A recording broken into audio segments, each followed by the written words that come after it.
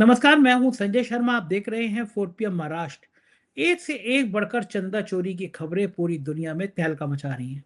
मैंने सोचा नहीं था ये बेईमान भगवान राम को भी नहीं छोड़ेंगे। राजीव जी ने जो अपनी भविष्यवाणियां की हैं वो भविष्यवाणियां आपको हिला देंगी। चलते हैं राजीव जी के पास। आपसे रिक्वेस्ट है, हमारे नए चैनल 4 पीएम बिजनेस को आज ही सब्सक्राइब करिएगा। शुक्रिया, thank you. 4 PM news network में स्वागत है राजीव जी, आपका बहुत बहुत अभिनंदन। मैं आपका प्रोग्राम करना बंद कर दूंगा अगर आप मुझे अपना बजरंगबली का कनेक्शन नहीं बताएंगे तो।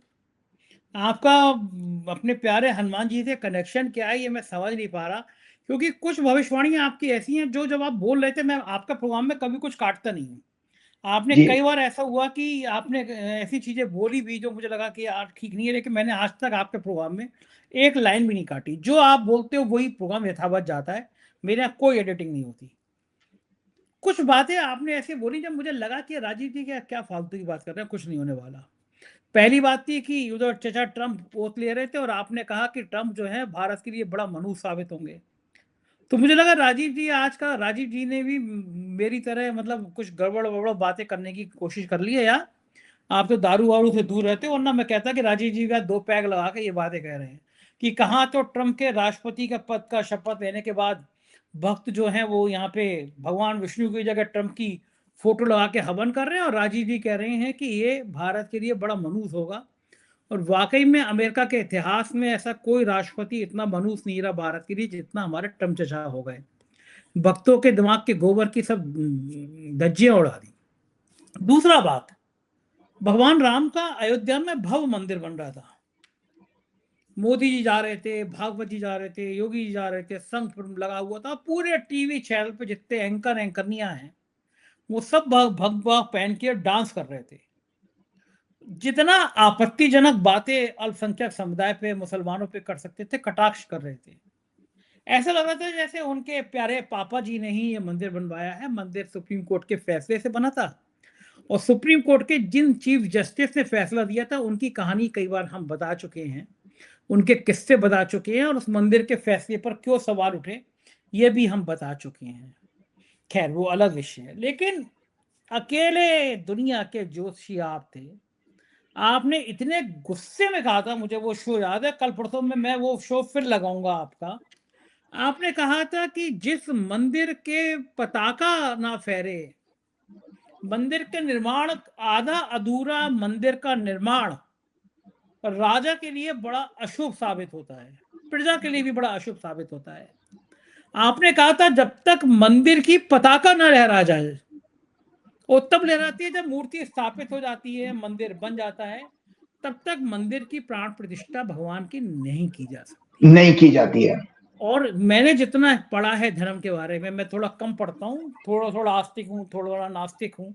तो मैं, मेरा ईमानदारी से स्वीकार करने में कोई फर्ज नहीं है कि मैं इतना नहीं पढ़ता धार्मिक चीजों को, लेकिन जितना मैंने पढ़ा है उसमें यह है कि जब मंदिर बन जाएगा तो भगवान की प्रतिमा के ऊपर चप्पल जूते नहीं पहने जाएंगे, चले जाएंगे, जी, जी, जी। दोबारा नहीं है। नीचे प्रतिमा लगी है, ऊपर चप्पल जूते पहन के मजदूर काम कर रहे हैं। ऐसी तमाम चीजें हुई हैं कि जो शास्त्रों में उल्लेख नहीं है, लेकिन वो हुई। और दुनिया के आप पहले जोशी थे जिसने कहा था ये इतने अशुभ काल में हो रहा है, बिना पताका लगाए हो रहा है। और भगवान राम तो उन शास्त्रों में मेरे हिसाब से सबसे बड़े भगवान माने जाते हैं। अगर कैटेगरी भी कर लो भगवान शिव जी की, कृष्ण भगवान जी, की, जी। राम जी की, तो अगर तुलना करोगे ऐसे अमिताभ बच्चन, शाहरुख खान, आमिर खान, सलमान खान की, तीनों हमारे बिग बॉस भगवान है, तो उसमें भगवान राम का नंबर तो सबसे ऊपर आता है। शिव जी ने भी उनकी स्तुति करी थी।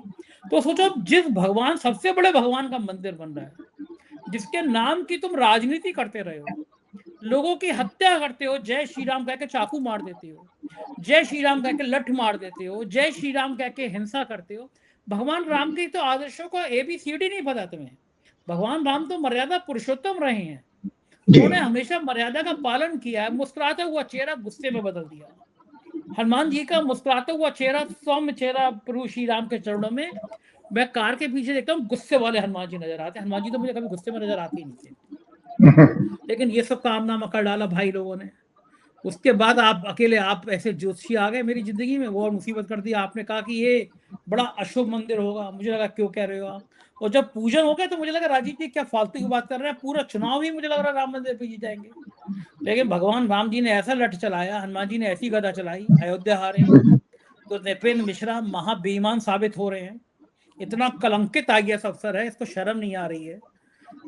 कार सेवकों पर गोली चलवाने के लिए मुलायम सिंह आरोप लगा के ऊपर आरोप लगता है, प्रमुख सचिव तो यही था। बुढ़ापे में भी, रिटायर होने के बाद भी इस आदमी की लिप्सा कम नहीं हो रही। खुद ट्रस्ट का अध्यक्ष बना, जमीनों में खरीद में करोड़ों का घोटाला, मंदिर की छत पहली बार में लीक हो गई, और चंदा चोरी करोड़ों में।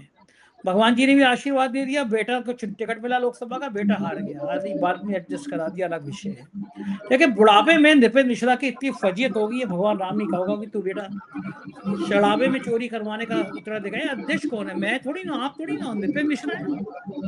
चंपत हो गए साहब, एक साहब चंपत राय चंपत हो गए। ड्राइवर के घर से सोना निकल रहा है। भक्तों के चढ़ावे में 20% पैसा भी नहीं बचा। लोगों ने, भक्तों ने चढ़ावा बंद कर दिया। और राजीव जी आप बुरा मत मानिएगा, मैं चूंकि आपका प्रोग्राम बहुत हिंदू धर्म के लोग देखते हैं, सभी धर्म के लोग देखते हैं, लेकिन मैं आज आपके प्रोग्राम से कहना चाहता हूँ, आप भले गुस्से हो जाओ, लेकिन मैं जनता से अपील करना चाहता हूँ कि इन मंदिरों में, मठों में चढ़ावा देना बंद कर दो। भगवान राम को अगर 500 रुपए देना, 500 किसी गरीब को खाना खिला दो। ये सब बेईमान हैं, आपके पैसों पे लूट मचाते हैं। गोबर में निकले हैं पैसे, गोबर में निकले हैं पैसे, गोबर में 10 मिला। राजीव जी बड़े बड़े आश्रमों में इन संत महात्माओं के यहाँ, जिनके लोग सब कुछ जेब खाली कर दे रहे हैं, उनके मठ में चैन उतार के दे रहे हैं, कंगन। मैंने उन आश्रमों में शराब की बोतलें देखी हैं, मैंने उन आश्रमों में लड़कियों के डांस देखे हैं। तो मेरे को बड़ी शर्म आती थी कहते हुए कि लोगों की भक्ति के लिए ये क्या कर रहे हैं। एक नेत्रहीन व्यक्ति, वो अपने आप को धर्माचार्य कहता है, वो किसी की जीभ काटने की बात करता है, किसी की हत्या करने की बात कहता है। एक बाबा जो ऑस्ट्रेलिया में चश्मा पहन के हेलीकॉप्टर पे घूमता है। ऐसे बेचारी लोग हिंदू धर्म की प्रतिष्ठा करेंगे, आगे बढ़ाएंगे। ये सारी बातें मैंने इसलिए, राजीव जी मुझे याद आ गई कि जब मंदिर बन रहा था तो आपने कहा था कि बड़ा अशुभ काल है, पताका नहीं रह रही। आधा अधूरा मंदिर बनाया विश्व गुरु ने, क्योंकि विश्व गुरु को लगता था ये मंदिर चुनाव में बम्पर 400 में से 350 400 सीटें सारी जिता देंगे भगवान राम। अयोध्या हरा दी भगवान राम ने। बता दिया कि तुम लोग जो अयोध्या के नाम पे लूट मचा रहे हो, अयोध्या के नाम पे गुजराती ठेकेदारों की दुकान खोल रहे हो, अयोध्या के नाम पे भ्रष्टाचार कर रहे हो, तो मुझे ऐसी अयोध्या नहीं चाहिए। भगवान राम ने संकेत दे दिया कि इन बेईमानों को सबक सिखा दिया। मुझे लगता है भगवान राम का इससे बड़ा न्याय भी नहीं हो सकता कि अयोध्या, जिस अयोध्या के लिए ये इतना ड्रामा करते थे, आज उसकी चंदा चोरी पे मुंह दिखाने लायक नहीं है। बेशरम आदमी कुछ भी कह ले, लेकिन किस मुंह से अब ये धर्म की बात करेंगे, किस मुंह से नैतिकता की बात करेंगे। जो भगवान राम का नहीं हुआ तो वो किसी काम का नहीं हुआ। जिसने भगवान राम के चरण चंदे में चोरी कर ली, वो इंसान को क्या छोड़ेगा, वो दुनिया में किसी को नहीं छोड़ सकता। कहाँ है मोहन भागवत और कहाँ है विश्वगुरु, चंदा चोरी पे बयान नहीं आ रहा। लेकिन राजीव जी धन्य हो आप, बता दो हनुमान जी का कनेक्शन क्या है। हनुमान जी आपके मुंह से ऐसी बातें क्यों निकलवा लेते हैं। आज मुझे गुस्सा आ रहा था, इसलिए मैं आज ज्यादा बोल गया, वरना आप ही बोलते हो। लेकिन भैया ये आपने बताया कैसे था कि ये मंदिर बड़ा अशुभ होगा, राजा का सबसे अशुभ काल होगा। जो पूजा करने बैठेगा, मुझे अभी तो याद है कि जो पूजा करने बैठेगा उसका अशुभ काल होगा। हिंदू धर्म के सबसे बड़े लोग होते हैं वो शंकराचार्य होते हैं। इस मंदिर के लिए शंकराचार्यों को अपमानित किया गया। जो शंकराचार्य विरोध थे उनको अभद्र भाषा बात की गई, उनको गालियां दी गई। शंकराचार्य का अपमान, भगवान राम का मंदिर में चंदा चोरी, और हमारे राजीव जी की जवान की भविष्यवाणी सब सामने आ गया। प्रभु मत बोला करो, लेकिन अब बता दो हनुमान जी का कलेक्शन क्या है। बहुत अच्छा। सबसे पहले बात आपको बताता हूं कि दर्शकों को मैं उस पर आऊंगा कि आप जो प्राण प्रतिष्ठा की कह रहे हैं, संजय जी हमारा प्रोग्राम तो 1 जून 2023 से शुरू हुआ है, ठीक है। लेकिन जब मंदिर की भूमि पूजन हुआ, शिलान्यास रखे गए थे, और वो शिलान्यास जो है 5 अगस्त 2020 को कोविड वाले पीरियड में मोदी जी पूजा करके आए थे। उस समय से आज मैं इस घटना चक्र को बताऊंगा कि वहीं पर डिसाइड हो गया था इस मंदिर में कितना अधर्म और पाखंड आएगा। भूमि 2020 से मैं आज शुरुआत करूंगा, क्योंकि मेरा काम एक ज्योतिष को रिसर्च के रूप में पेश करना है और ये पूरे हमारे, आपने ठीक कहा था, हनुमान जी का भक्त होने के नाते मैं इस पीड़ा को और ज्यादा मैं भगवान से प्रार्थना करूंगा, हनुमान जी से मुझे क्रोध ना आए आज, वरना मेरा क्रोध मुझे कुछ भी मतलब बोल सकता हूं, ऐसा आपने कई बार कहा भी है। तो सबसे बड़ी बात ये बताता हूं, सबसे पहले कि एक हनुमान जी का इन्होंने पतंग उड़ाई थी ना मोदी जी ने, जो विदेशी कोई लीडर आया था उसके सामने हनुमान जी को, तो आज ये हनुमान जी का दंड है, पिछले वर्ष की बात है, तो इसी साल की बात है शायद, तो उसमें हनुमान जी का दंड है कि आज हनुमान जी ने इनको नेकेड कर दिया, इनके कपड़े सारे उतार दिए हैं। इसमें सब गए, आरएसएस गया, बीएचपी गया, बजरंग दल गया, नरेंद्र मोदी गया, अमित शाह गया, योगी गया, सब गए, क्योंकि ये सब लोग शामिल थे, और मोहन भागवत जी भी। तो सबसे पहले मैं आपको बताता हूं, एक और चीज मैंने आपको कहा, आपकी ताजे घटना चक्र से शुरुआत करते पास्ट में लेके जाऊंगा। 15 मार्च 2000, ये है आपकी संवत्सर की कुंडली, ये देख लीजिएगा दर्शकों, ये 15 मार्च की मतलब 19 मार्च से शुरू हुआ था हमारा संवत्सर, और इसमें मैं बस प्रेडिक्शन का पार्ट, क्योंकि ये मैं पिछले प्रोग्राम में भी शेयर किया था, और उसके बाद आपके 7 जून को भी, 7 जून को भी मैंने प्रोग्राम में कहा था कि ये जो संवत्सर हुआ है शुरू 19 मार्च से, इसमें जो ग्रह बैठे हैं वो बीजेपी की कुंडली का 10वां घर जागृत होता है। संजय जी, इसमें भाजपा के इकोसिस्टम के करप्शन और सेक्स स्कैंडल एक्सपोज होंगे, ये वर्ड यूज किया था, और इकोसिस्टम उसमें मैंने लिखा वीएचपी और आरएसएस। तो आज मजे की बात देखिए कि दोनों के दोनों इनकी ऑर्गेनाइजेशन फंस गई हैं। इसमें आपके राम मंदिर के केस में वीएचपी का पूरा पूरा रोल आ रहा है, क्योंकि चंपत राय वगैरह जिनको कह रहे हैं, नाम ही उनका चंपत है। चंपत का मतलब है खा पी करके या चोरी करके पोटली उठा के भाग गया, चंपत तो इसी को कहते हैं, चंपत हो गया। तो ये वो चंपत राय, ऐसे वो उनको आपने जो है महासचिव बना रखा है, और एक ऐसे वो गोविंद गिरी जी हैं जो उनको मोदी जी को प्राण प्रतिष्ठा की पूजा के बाद ना उनका व्रत खुलवाने के लिए चम्मच से वो चरणामृत पिला रहे थे, वो कोषाध्यक्ष है वो गोविंद गिरी, वो आरएसएस का प्रचारक है, सब आरएसएस के लोग घुसे पड़े हैं। तो इसमें आरएसएस का एक्सपोज, जो अभी खड़गे जी के बेटे ने कर्नाटक में जो लेटर भेजा, आज मैं दर्शकों के सामने वो रिसर्च भी पेश करूंगा कि आरएसएस का असली मुखौटा आपके सामने लेके आऊंगा। तो मैं मंदिर से शुरुआत करता हूं। इसमें मैंने जो प्रेडिक्शन की थी, ये संजय जी, ये 10 मार्च का राइटअप है, अपने ऑफिस में बोलिए कि इसको डेट जरूर दिखाया करें, क्योंकि डेट दिखाने से पता लगेगा, राइटअप पर लिखा हुआ, क्योंकि इनको लगा कि मैंने अभी नहीं बनाया है। तो उसमें मैं सिर्फ उतना पार्ट लिख के बताऊं, बीजेपी की हॉरोस्कोप यहां मैंने ये डिस्कस की है, तो उसमें मैंने साफ साफ लिखा है, बीजेपी की लग्न हॉरोस्कोप में इस संवत्सर में 10वां भाव यानी सत्ता, पीएम प्रेसिडेंट का उदय हो रहा है, मंत्री मंगल और संवत्सर का राजा बृहस्पति दोनों इनके जन्म की कुंडली में 3rd हाउस में, जो 10वें घर से 6वां हाउस बनता है, मतलब 10th हाउस पे अगर उंगली से गिनेंगे तो 6th हाउस में आ जाते हैं ये बृहस्पति और मंगल, और 12th फ्रॉम 4th हाउस, चौथा घर सिंहासन का होता है, उससे 12वें घर में आता 3रा घर। राहु केतु वक्री शनि से अत्यंत पीड़ित हैं, अतः सत्ता परिवर्तन, सत्ता के लिए अनेक कष्टों के साथ इनके सभी एलाइज, मैं लिख रहा हूं उसमें, इनके सभी एलाइज वीएचपी, आरएसएस, गोदी मीडिया, चापलूस भ्रष्ट कॉर्पोरेट लीडर्स, ब्यूरोक्रेट्स और सहयोगी दल आदि के विदेशों में काले धन जमा करने, money laundering, corruption, sex scandal और अन्य इमोरल एक्ट्स और अन्य अनैतिक कार्य का एक्सपोज होगा। तो अब आप संजय जी, इससे ज्यादा सटीक भविष्यवाणी क्या 15 मार्च को कह दिया था मैंने, आज जो खुलासा आपके सामने हो रहा है, और संवत्सर की कुंडली ये मैंने आपको दिखाई दी है, आपके साथ है। फिर ये दर्शकों, मैं बस ये चूंकि मैं रिपीट कर रहा हूं, ये 7 जून का प्रोग्राम है, 7 जून की ये डेट दिखाइएगा। 7 जून के प्रोग्राम में भी मैंने सही यही बात लिखी थी कि भाजपा के पूरे ecosystem, RSS, VHP, corporate media, चापलूस और करप्ट ब्यूरोक्रेट, जजेस, सहयोगी दलों आदि के काला धन, money laundering, corruption, sex scandal, immoral acts और सेक्स अब्यूज के केस इनके एक्सपोज होंगे। तो ये सब चीजें मैं आपके सामने कह चुका था। इससे पहले जल्दी से मैं एक इंपॉर्टेंट चीज शेयर करना चाहता हूं। मेरा मन था, क्योंकि आज हमारा प्रोग्राम 21 जून का है और आज योग दिवस भी है, उस पर भी थोड़ा सा अंत में बोलना चाहूंगा।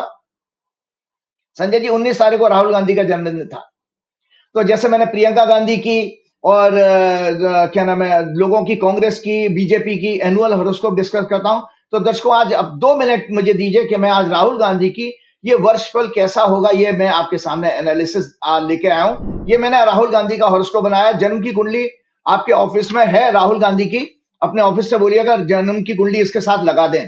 तो annual horoscope of Rahul Gandhi जो 19 जून 1970 का उनका जन्म है, इसमें इनका कुंभ लगन उदय होता है, जो कि उनकी जन्म की कुंडली का 5वां घर है, 5th हाउस है उनका। हम ये भी देखते हैं कि आपका जब वर्षफल शुरू होता है संजय जी, आपका हो, मेरा हो, किसी का भी हो, कि वो वर्षफल का लगन आपकी जन्म कुंडली का कौन सा घर बन रहा है, इसी से वो साल के अच्छे या बुरे का संकेत मिल जाता है। तो राहुल गांधी की कुंडली में 5वां घर होता पूर्व पुण्य भाग का, मतलब इस जीवन में क्या उद्देश्य लेकर के आए हैं आप, वो जागृत हो रहा है इसमें। फिर उसके बाद उस लग्न की स्थिति देखी जाए तो शुभ ग्रहों का प्रभाव देखा जाता है। और वर्षफल में हमेशा जो मैं आप लोगों को बता दूं, मुंता और वर्ष का स्वामी कौन है, इसकी भी एक सिग्निफिकेंस होती है, जो मैं बताना चाह रहा हूं। मुंता इसमें जेमिनी हाउस में आई है, जो 5वां घर इस कुंडली का बनता है वर्षफल का। और मुंथेस बुध है, जो 5वें घर में ही 5th लॉर्ड होकर के बैठे हुए हैं, और ईयर लॉर्ड भी मरकरी है।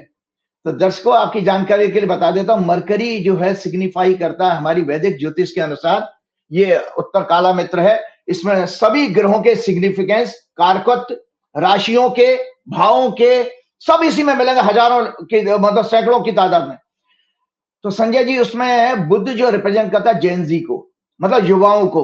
तो ये राहुल गांधी के लिए बहुत बड़ा एक शुभ समाचार देने जा रहा हूं, कांग्रेस के लिए भी, देशवासियों के लिए भी, कि जैन जी जो है राहुल गांधी को अपने कंधों पर उठा करके घूमेंगे।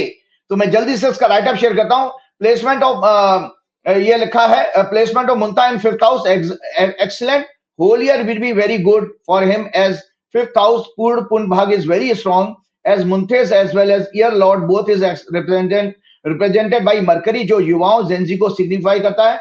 अतः दर्शकों सुन लो, जयप्रकाश नारायण के बाद भारत को एक दूसरा युवाओं को लीड करने वाला नेता राहुल गांधी के रूप में मिल रहा है। वो कॉकरोच पार्टी का दीप्ते का छोड़ दीजिएगा, उसको पास पॉलिटिकल विजडम नहीं है, वो यंग लड़का है, अभी स्टूडेंट है, लेकिन एक ट्रू सेंस में पॉलिटिकल लीडर के रूप में मैं राहुल गांधी का वर्षफल संकेत दे रहा है कि इस देश में युवाओं का, जेन जी का असली हीरो और असली लीडर जो है राहुल गांधी बनेंगे, जो कोटा में उन्होंने संकेत दे भी दिया था, कोटा की पहली उसमें।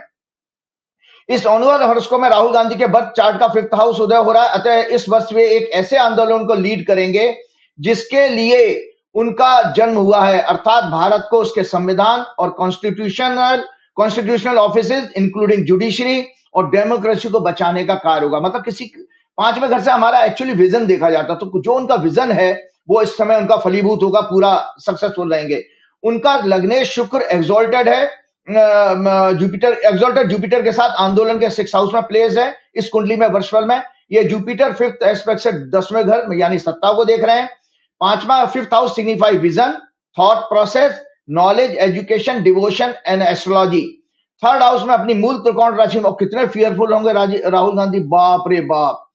3rd हाउस में अपनी मूल त्रिकोण राशि में प्लेस मंगल की एक्सीलेंट पोजीशन है, जो उन्हें पहले से भी ज्यादा aggressive, fearless, bold, fiery, full of enthusiasm बनाएगी। उनकी पूरे वर्ष दृढ़ इच्छा शक्ति रहेगी और प्योरेस्ट विजन होगा। Mars is expecting 6th house, it indicates strong fight, successful protest and it's great success. और इसमें युवाओं को, युवा जो है देश के, इनका बेहद ईमानदारी के साथ इसमें साथ देंगे।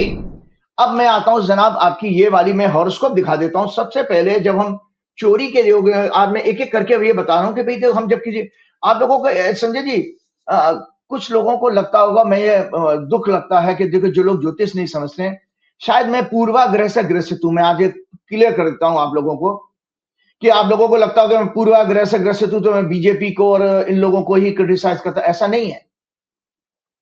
मेरा केवल और केवल उद्देश्य है, हनुमान जी के चरणों की सौगंध खा के कहता हूं कि ज्योतिष को एक ट्रू इंटेलेक्चुअल नॉलेज, जो वेदों का पार्ट है ना, दुनिया के सामने, देश के सामने पहुंचे, सत्य को बताऊंगा। तो आज मैं आपको पहले चोरी के, जो क्योंकि चोरी आ रही है ना, चोरी, करप्शन, और बीजेपी जिस तरह से चोरी में इन्वॉल्व है, एमपीज खरीद रही है, एमएलए खरीद रही है, ये भी चोरी है। किसी की सरकार बन जाए, उनके एमपीज खरीदो, एमएलए गिरवा दो, ये सब चोरी। तो ये क्यों करते हैं ऐसा? तो उसके लिए मैं पहले ये बीजेपी के हॉरोस्कोप दिखा देता हूं, फिर उसके बाद समझा दूंगा आपको। आपके केस में जो है बीजेपी की कुंडली में अक्सर मैंने 3 साल में संजय जी आपको बराबर बताया कि इनकी कुंडली में कपट का योग है, राक्षसी प्रवृत्ति जितने हिंसा के योग होते हैं, और दूसरा इनकी कुंडली में जो है चोरी करने के योग हैं नाना प्रकार के, और कई तरह के मेंटल डिसऑर्डर के केसेस भी हैं इनके केस में। तो संजय जी एक चीज मैं बताना चाह रहा था आपको कि जो है ये पुस्तक है, ये दर्शकों ये देखो, मैं आपको पेज नंबर भी बता देता हूं, ये जातक तत्वम है। इसमें संजय जी ये पेज नंबर मैं दिखा देता हूं क्योंकि वहां आप स्क्रीन पे देख नहीं पाएंगे, लेकिन मैं पढ़ के बता देता हूं। ये पेज नंबर है 110। जातक तत्वम में डिफरेंट योग है, कपटी योग। इसमें कपटी योग कहा गया, कपट का योग मतलब जो मैनिपुलेशन होता है, छल कपट, पीठ में छुरा भौंकना। तो ये मंगल यदि बुध से किसी भाव में युत हो तो जातक कपटी होता है। ये नाम है जातक तत्व कहती है, पेज नंबर 110, 111, 112, 114। तृतीय तीसरे घर में यदि भौम पाप ग्रहों से पीड़ित हो तो इंसान कपटी होता है। शनि, मंगल और राहु यदि चौथे भाव में हो तो यह जातक कपटी होता है। सुख स्थान में अगर पाप ग्रह हो तो जातक कपटी होता है। और शनि, राहु और मंगल की युति मनुष्य को कपट का जन्म देती है। जो और आप देखिए जो कुंडली मैंने आपको दिखाई है, इनके तीसरे घर में शनि, मंगल, राहु सब हैं, और बुध को वो देख रहे हैं, बुध इनका 9वें घर में है केतु के साथ में, बीजेपी की कुंडली में। तो ये मेरे अपने वचन नहीं है, मैं आज इसीलिए ज्योतिष की किताब लेकर के आया दिखाने के लिए। इसके अलावा संजय जी इस कुंडली में चोरी के योग भी हैं, कि चोरी के योग एक तो होता है कलह प्रिय योग। अगर तृतीय भाव यदि केतु से युक्त हो तो जातक कलह प्रिय यानी झगड़ालू प्रवृत्ति का होता है। इसका अर्थ यह है अगर तीसरे घर में पाप ग्रह होते हैं तो ऐसा व्यक्ति झगड़ालू किस्म का होता है। और बीजेपी की कुंडली में वैदिक ज्योतिष के अनुसार सारे पाप ग्रह बीजेपी की कुंडली में तीसरे घर में है। इसके अलावा मैं आपको बता रहा हूं कि जो चोरी का योग जो है, पेज नंबर जो है 114 पर चोर योग लिखा है कि यदि तीसरे घर का स्वामी 12वें भाव में हो तो ऐसा आदमी चोर होता है। सुखेश यदि शत्रु भाव में है, मतलब 4th लॉर्ड अगर एनिमी साइन में हो तो चोर होता है। 8th लॉर्ड अगर ये 2nd हाउस में तो चोर होता है। बुध और मंगल यदि इकट्ठे हो तो इंसान चोर होता है। तो इनकी कुंडली में चोरी के योग हैं, और इनकी कुंडली नहीं है संजय जी, इनकी कुंडली नहीं है भैया, इनकी जो ऑर्गेनाइजेशन है उसकी कुंडली की भी कलई खोल दे रहा हूं। ये देखिए आरएसएस की कुंडली है, आरएसएस की कुंडली में भी बुध और मंगल 11वें भाव में बैठे हैं। अतः चोर के कॉम्बिनेशन, चोरी के कॉम्बिनेशन आरएसएस की हॉरोस्कोप में भी आ रहे हैं।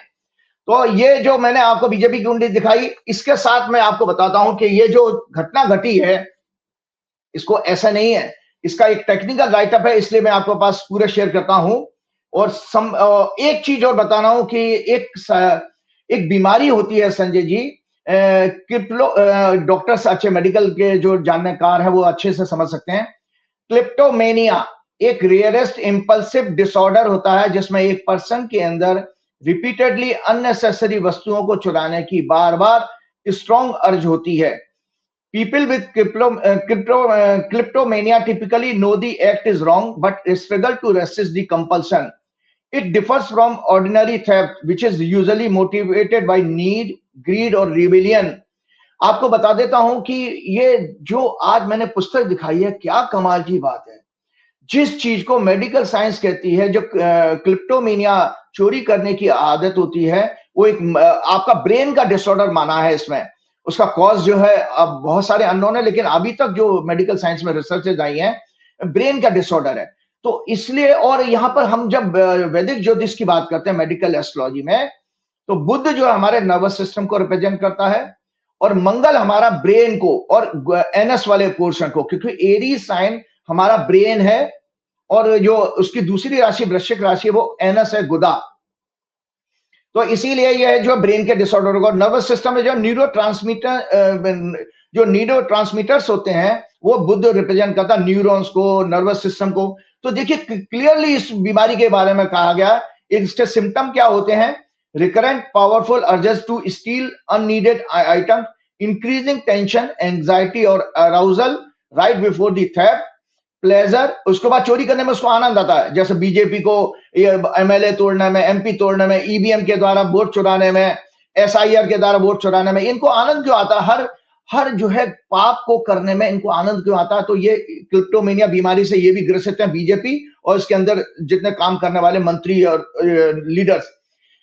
प्लेजर, इनको ऐसे करने में आनंद आता है। प्लेजर, रिलीफ, ग्रेटिफिकेशन और satisfaction during immediately after stealing, subsequent feelings of guilt, remorse उनको होता होगा, भगवान जाने पीठ पीछे इनको शेम भी होता होगा, नहीं भगवान जाने, और फियर ऑफ अरेस्ट है, इसीलिए ये इतने जो है एमपी तोड़ने में लगे हुए हैं कि इनको डर है कि सत्ता जाने के बाद में हमारा क्या हाल होना, हम 24 घंटे आराम से नहीं रह पाएंगे ये लोग। A repeated cycle which urges the return often leading to move thefts. Such behavior is not explained by anger, delusion, hallucinations, mania, or conduct disorder. इसका cause, the exact cause are not fully understood, but it indicates imbalances in neurotransmitters like serotonin, mood का regulation जो करता है hormone, dopamine जो reward system हमारा, differences in brain areas involved in impulse control and inhibitions, और दूसरा environmental influences रहता है। थोड़ा थोड़ा इसमें ओसीडी का भी बिहेवियर आता है। तो आपको बता देता हूं कि ये चोरी करने की जो बीमारी है दर्शकों, जो हमारा ब्रेन का जो फ्रंट पोर्शन है जो 40% होता है, जिसको एनालिटिकल फिल्टर भी कहते हैं, फ्रंटल कोर्टेक्स कहते हैं, लोब कहते हैं, ये हमारा अच्छा बुरे का ज्ञान देता है किसी चीज को करना। तो हमारा ये कमजोर होता है ऐसे लोगों के केस में, वो चोरी करते समय भूल जाते हैं उसके रिपरकशंस को, उसके बाद के रिजल्ट्स को, और वो कर बैठते हैं अपराध।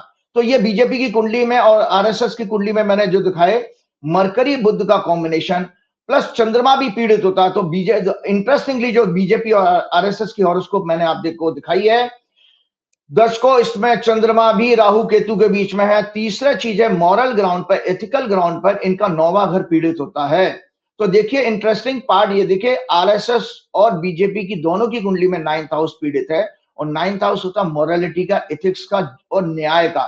इसीलिए इनके अंदर इन दोनों ऑर्गेनाइजेशन में कोई न्याय नाम की चीज नहीं है, नैतिकता इनके अंदर मरी हुई है। ये बेसिकल जिसके अंदर नैतिकता मरी होती है वो पशु समान होता है। वो बेशक मनुष्य का जीवन जी रहा हो, लेकिन वो एक तरह से समाज के लिए, देश के लिए, दुनिया के लिए पशु होता है, एनिमल होता है। और एनिमल का जानते हो काम क्या होता है? केवल आहार, निद्रा, मैथुन, मतलब खाना पीना और मस्त और एंजॉय करना, इसके अलावा कुछ नहीं। मानवता नाम का कोई चीज नहीं है। तो ये सब चीजें करते हैं। तो मैं आज आपको एक राइटअप जो शेयर कर रहा हूं, ये जरूर देखिएगा, जहां से मेरे आपके प्रश्न की शुरुआत होती है। अशुभ काल में राम मंदिर का भूमि पूजन, शिलान्यास और फिर 22 जनवरी 2024 को शास्त्र विहीन पूजा के बाद, प्राण प्रतिष्ठा के बाद लगभग 200 करोड़ रुपए की चंदे की चोरी, दान पात्र, देश में अनेक अशुभ घटनाओं से भविष्यवाणी सच हुई है मेरी, क्योंकि ये सारी कुंडली में अभी आपको दिखाऊंगा जो कब मैंने भविष्यवाणियां की। 15 मार्च वाली तो मैंने आपके साथ शेयर की।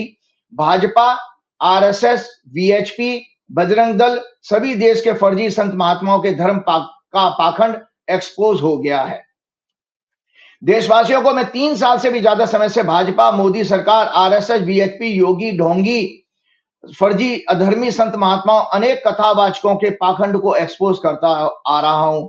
मैं ही देश का एकमात्र एस्ट्रोलॉजर हूं श्री हनुमान जी के आशीर्वाद से, जिसने नरेंद्र मोदी द्वारा कोविड पीरियड में एक अत्यंत अशुभ समय में राम मंदिर के निर्माण के लिए भूमि पूजन और शिलान्यास के मुहूर्त पर टिप्पणी करते हुए एक ट्वीट किया था, और उसका प्रोग्राम मैंने 7 जनवरी 2024 को मैंने आपके साथ किया था प्रोग्राम। उसमें मैंने उसका उल्लेख किया, उसकी छोटी वीडियो आपके पास भेजूंगा एडिट करके, वो जरूर इसके साथ लगाइएगा प्रोग्राम में। जो लगन के जो समय की बात है, 22 जनवरी का मुहूर्त जो है अपने आप में कोई बहुत अच्छा मुहूर्त नहीं है, क्योंकि हम जब कुंडली की बात करते हैं तो ये मंदिर कहाँ बन रहा है, ये दर्शक ये जाने, ये मंदिर जो है भारतवर्ष में बन रहा है, ये भारत की कुंडली है। इस भारत की कुंडली में बृहस्पति 12वें घर में जो सनातन धर्म के कारक हैं, ये अगर इस जगह पर आते, लगन में आते, तो जो कि अप्रैल के आखिरी हफ्ते में आएंगे, उसके बाद का ज्यादा अच्छा मुहूर्त होता। तो ये वास्तु मीमांसा है। इस वास्तु मीमांसा में ये निर्माण, उसके अंदर जो सिद्धांत इसमें वायलेट हो रहे हैं। दूसरा, जिस लगन में ये प्राण प्रतिष्ठा हो, वो स्थिर लगन नहीं है, जबकि प्राण प्रतिष्ठा के लिए स्थिर लगन मतलब, स्थिर लगन का मतलब वो चीज रुकनी चाहिए। माना भगवान अगर हमारे आए तो भगवान का आशीर्वाद वर्षों तक, सेंचुरीज तक मिलता रहे। सबसे महत्वपूर्ण प्राण प्रतिष्ठा का हम धर्म ग्रंथों के अनुसार नियम ये बताया गया है, प्रतिष्ठा से पूर्व ही मंदिर के भवन के सभी निर्माण कार्य हर प्रकार से पूर्ण हो चुके हों। और इसके अलावा कहा है, शुभ समय मुहूर्त व विधि विधान के बिना की जाने वाली प्रतिष्ठा सबके लिए संकट और अशुभ घटनाओं का कारण बनती है। मतलब भगवान के अगर आधे अधूरे मंदिर का और अशुभ काल में मुहूर्त करोगे तो ये आने वाली प्राकृतिक प्रकोप का कारण बनेगा। ये देश के लिए चेतावनी है, और देश ही नहीं, हमारे सनातन धर्म के लिए भी चेतावनी है। तो मैंने ट्विटर पर एक भविष्यवाणी की थी, 21 जुलाई 2020 का सोशल मीडिया पे मेरा ट्वीट है वो, कि 5 अगस्त 2020 को भारत की हॉरोस्कोप में ग्रह दशा चंद्र, शनि, शुक्र, राहु की सनातन धर्म संस्कृति के कारक देव गुरु बृहस्पति और सभी शुभ ग्रह, भूमि का कारक मंगल, उस दिन 5 अगस्त 2020 को जब भूमि शिलान्यास किया था मोदी जी ने वहां जाके कोविड पीरियड में, पाप ग्रहों से पीड़ित थे। चंद्रमा उस दिन राहु के नक्षत्र में था और पाप कर्तरी में था। पाप कर्तरी कहते हैं लेफ्ट और राइट में दोनों तरफ अगर पाप ग्रह हो, तो ऐसे तरह में वो शुभ ग्रह भी इंसान क्या नाम है, मेलेफिक प्लेनेट पाप ग्रह की तरह बिहेव करने लगता है। और पाप ग्रह में मंदिर शिलान्यास दक्ष, और सबसे बड़ी बात, सारे फंडामेंटल सिद्धांत हमारे शिलान्यास के, भूमि पूजन के, प्राण प्रतिष्ठा के इन्होंने वायलेट किए थे, क्योंकि दक्षिणायन सूर्य में किया गया था। याद रहिए, आपका जो सूर्य जब मिथुन राशि में कर्क राशि में प्रवेश करता है, तब से जाकर के मकर राशि से कर्क राशि तक हमारा उत्तरायण सूर्य कहलाता है। जितने भी देवालय के निर्माण के सिद्धांत हैं, भूमि पूजन हो, शिलान्यास हो, गृह प्रवेश हो, सारे मनुष्य के जीवन के हमारे सनातन धर्म के शास्त्रों के अनुसार सभी कार्य उत्तरायण सूर्य में करने चाहिए। तो ये दक्षिणायन सूर्य में किया था मोदी जी ने 5 अगस्त 2020 को, अत्यंत अशुभ और चर लग्न में किया था। तो मैंने उसमें भविष्यवाणी ट्विटर पे लिखी थी, दैवीय प्रकोप बढ़ेगा, जनता, शासकों मतलब सत्ता को अनेक कष्टों का सामना करना पड़ेगा। और संजय जी, ये और उसकी हॉरोस्कोप मैं आपके साथ शेयर करता हूं कि ये देखिए, ये है आपकी राम मंदिर शिलान्यास की हॉरोस्कोप, जो आपने ऑफिस में बोली है, दिखाएंगे। ये इन्होंने तुला लग्न में किया था लगभग 12 से 1 बजे के बीच में, और शिलान्यास मैंने उसमें लिखा भी था, ये इसमें राइटअप में शेयर भी कीजिएगा। शिलान्यास दक्षिणायन सूर्य में हुआ, चर लग्न मूवेबल साइन लिया गया, जो नींव छत आदि के लिए अशुभ माना जाता है, क्योंकि भूमि पूजन कर रहे हैं तो नींव फाउंडेशन जो है वो चर लग्न में कभी नहीं की जाती है, क्योंकि फिक्स साइन में करेंगे तो नींव मजबूती रहेगी, इसीलिए वो मंदिर बनने के बाद छत भी टपकी इनकी। सनातन वैदिक धर्म के कारक बृहस्पति राहु केतु से पीड़ित थे। दूसरे शुभ ग्रह और भारत की कुंडली का लग्न शुक्र भी उस दिन राहु से पीड़ित था। लग्न शनि मंगल से पीड़ित था, किसी दुर्घटना या अशुभ समाचार का संकेत दे रहे हैं। आत्मा का कारक सूर्य शनि से पीड़ित था, राजा या गवर्नमेंट के अहंकार और राजनीतिक महत्वाकांक्षा का संकेत दे रहा था। मतलब ये राजनीतिक महत्वाकांक्षा मोदी जी ने अपने लिए कोविड पीरियड के बाद में अपने आप को भगवान दिखाने के लिए जबरदस्ती उस दिन शिलान्यास कराया था। मन और भक्ति का कारक चंद्रमा पापकर्त्री मंगल शनि के बीच में था, और सूर्य चंद्र षडाष्टक योग बना रहे थे, चंद्रमा और सूर्य षडाष्टक योग बना रहे थे। आज परिणाम समझते हैं, भाजपा विश्व हिंदू परिषद संघ सभी के लिए अपमान की स्थिति बन गई है। सिर्फ कुछ महीनों में मंदिर की छत टपकने लगी, जो और राम पथ पर बड़े बड़े गड्ढे हो गए। अयोध्या स्टेशन की दीवार गिर गई थी जब इन्होंने शिलान्यास की बात की, जिसका उद्घाटन मोदी ने किया था। मंदिर में हनुमान जी की मूर्ति, ये प्राण प्रतिष्ठा की बात की जो घटनाएं घटी थी उसको मैं रिमाइंड करा रहा हूं आपको। मंदिर में हनुमान जी की मूर्ति टूट गई। इसके अतिरिक्त नृपेंद्र मिश्रा के बेटे समेत अयोध्या और आसपास की कई सीटें भाजपा हार गई थी। वाराणसी में भी मोदी को बहुत अपमानजनक जीत, और 18 जून को उन पर चप्पल भी फेंकी गई थी। 1996 के बाद भाजपा का विशुद्ध रूप से सबसे खराब चुनावी प्रदर्शन, और नरेंद्र मोदी जी के राजनीतिक कैरियर का भी सबसे खराब प्रदर्शन रहा, क्योंकि वो कभी उनको हंग रिजल्ट कभी नहीं मिले जो 2024 के चुनाव में मिले। ये सब श्री हनुमान जी, प्रभु श्री राम और काशी के भोलेनाथ का इनको दंड है, जिसके कारण इनका अहंकार ध्वस्त हुआ और 80 में से 43 सीटें पर ये हार गए थे। तो संजय जी, सबसे बड़ी बात एक और आपको चीज ये है प्राण प्रतिष्ठा की हॉरोस्कोप।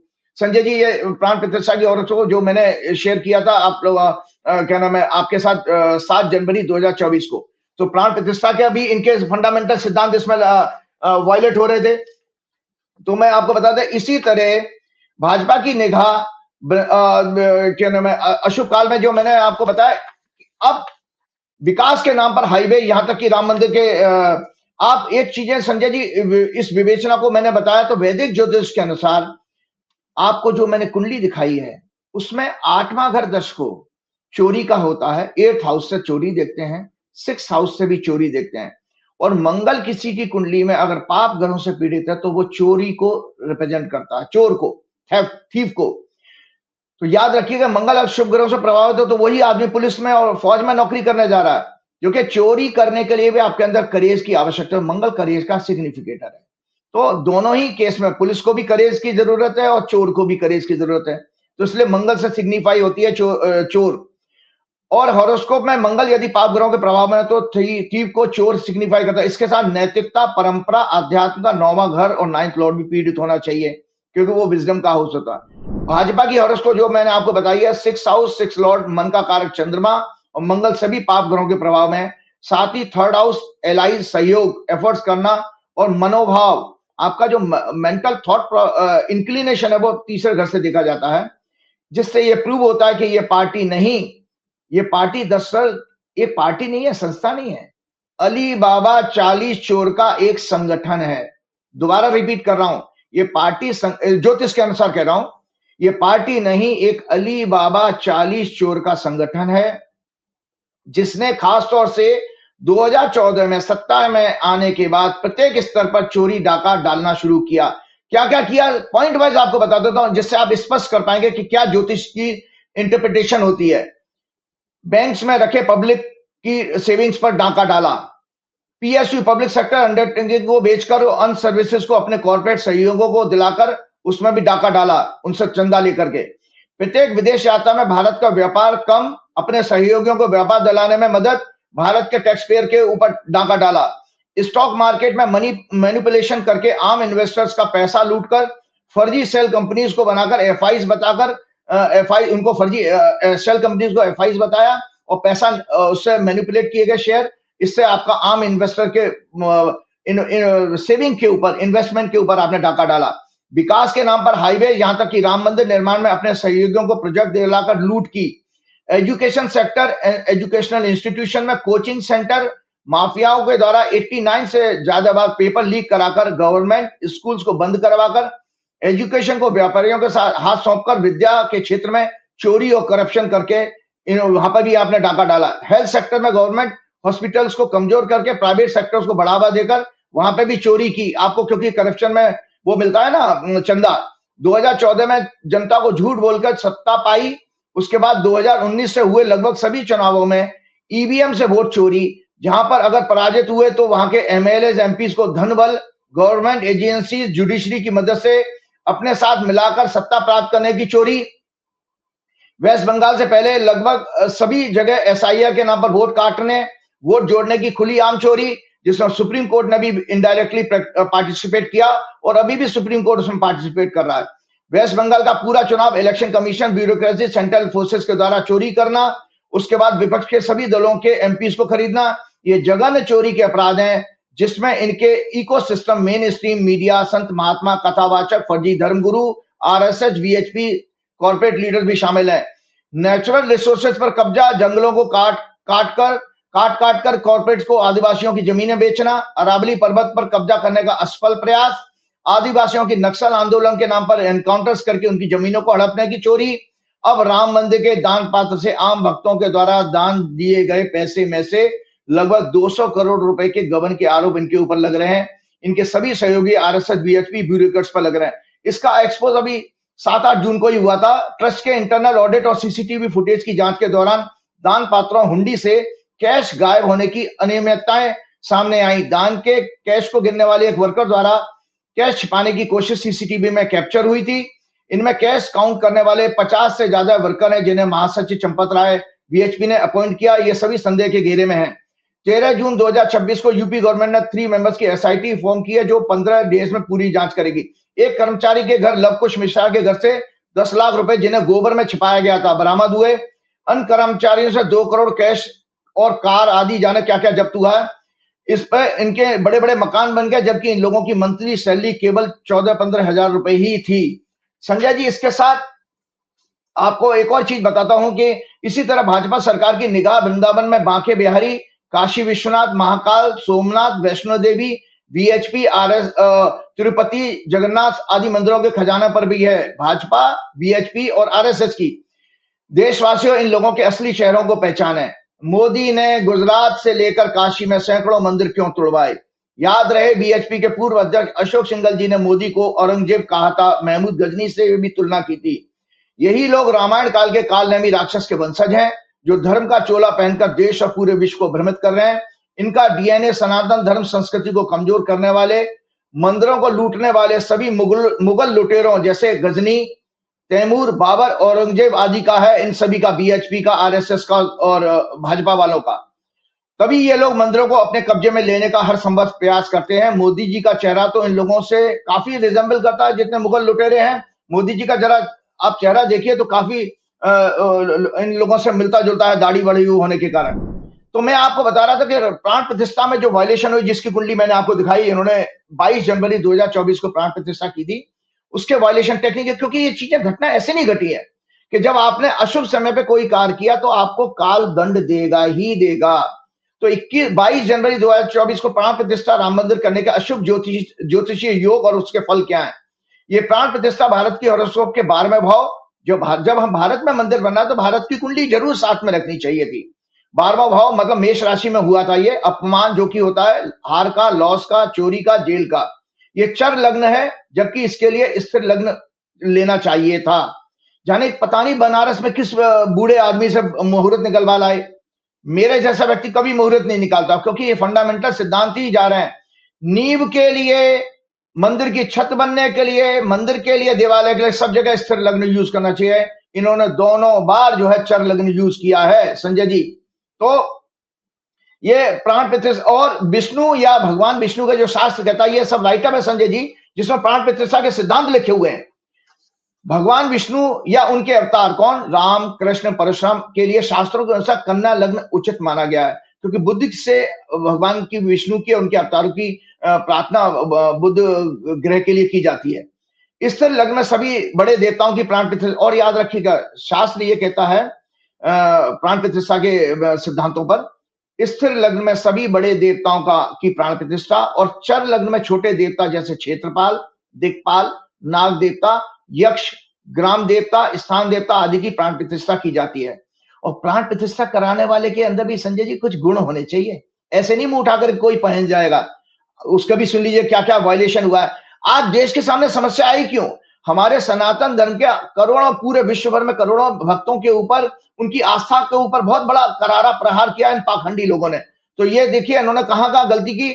एक ज्योतिषी होने के नाते, क्योंकि आपने ठीक कहा, मैं पूरे भारत का अकेला ज्योतिषी हूं जिसने खुलेआम टीवी चैनल पर यह कहा था, जब ये इन्होंने तालकटोरा स्टेडियम में 2018 में, संजय जी याद होगा, आरएसएस ने पूरा बीजेपी के ऊपर दबाव बनाया, मोदी सरकार के ऊपर, जो कि ये अध्यादेश लाके ऑर्डिनेंस के जरिए राम मंदिर का अनाउंसमेंट करें।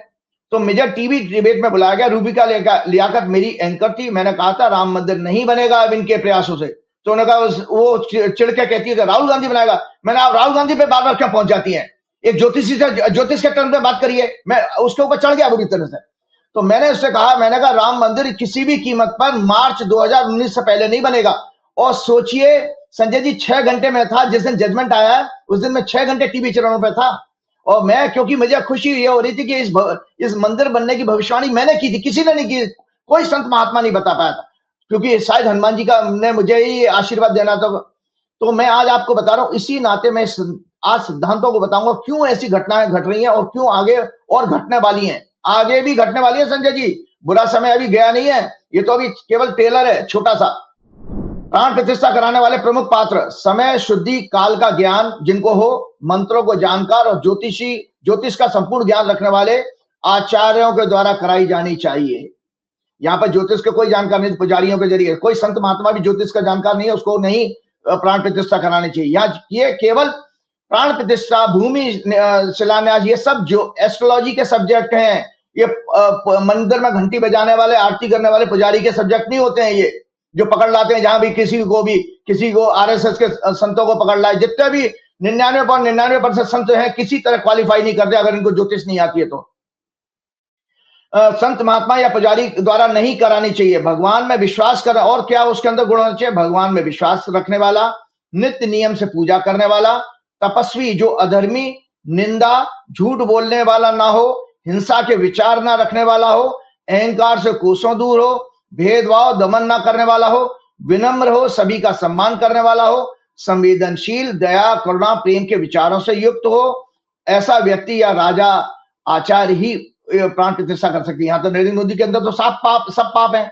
जो सदैव प्रसन्न चित्त रहता हो, लोभी, लालची या माया प्रेमी ना हो। मोदी जी तो माया से पैर के नाखून से लेकर सिर के बाल तक, ड्रेस बदलने से लेकर सारा मायावी है, पूरा माया प्रेमी है। प्राण प्रतिष्ठा करने वाले देवी देवता का परम उपासक हो। अगर आप राम के उपासक नहीं है तो आपको वहां नहीं बैठना चाहिए। सब मोहन भागवत के अंदर तो 0% है। मोहन भागवत को 0% भक्ति आती है, उसको कुछ भी ज्ञान नहीं है। उसका अभी मैं मोहन भागवत का भी एक्सपोज करता हूं। सबसे महत्वपूर्ण नियम यह है कि प्राण प्रतिष्ठा से पूर्व ही मंदिर के भवन के सभी निर्माण कार्य हर प्रकार से पूर्ण हो चुके हों। तो जो आप ध्वजा की बात कर रहे थे संजय जी, वो ध्वजा धर्म की पताका होती है। मैं आज देशवासियों को बताना चाहता हूं, जिस मंदिर पर ध्वज की पताका नहीं लगी है वहां प्राण प्रतिष्ठा इसलिए नहीं की जाती है क्योंकि भगवान कभी भी अधर्म के क्षेत्र में नहीं आते हैं। आज राम मंदिर आपने बना लिया, राम जी की मूर्ति तो देखिए एक आकर्षण का केंद्र तो बन गई है, लेकिन भगवान की शक्ति नहीं है। वो अपनी 200 करोड़ की चोरी नहीं रोक पाए। वो क्यों संजय जी? भगवान राम उनको अंधा कर देते ना, चोरी नहीं रोक पाए। इसका मतलब वो मूर्ति खूबसूरत है लेकिन भगवान नहीं है वहां पर। अरबों खरबों का आपने मंदिर बना, भगवान है ही नहीं वहां।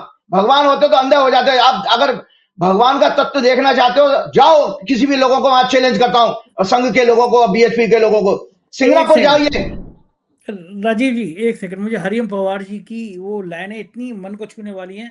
राम नहीं सत्ता के फेरों में, राम नहीं मिलते सत्ता के फेरों में, राम मिलेंगे शर्वरी के झूठे वेरों में। मतलब गरीब के मन में राम है, महलों में राम नहीं है, जंगल में मन भटकते राम है, पावन माँ सीता के मन में राम है। इन बेईमानों के मन में राम होंगे, इन चंद्रचूड़ों के मन में राम होंगे? राम कभी नहीं होंगे इनके मन में। तो सुनिए, अगर आपको ईश्वर की मूर्ति की सत्य देखना तो सिंगनापुर में, जहां महाराष्ट्र में शनि देव का तीर्थ स्थान है, आज वहां घरों में ताले नहीं लगाए जाते। कभी कोई घटना घटी होगी, वो आदमी अंधा हो गया, तो ये मूर्ति की ताकत होती है। तो आपका, जबकि 22 जनवरी 2024 को राम मंदिर की प्राण प्रतिष्ठा जल्दबाजी में केवल और केवल 2024 के लोकसभा चुनाव को ध्यान में रखकर की गई थी।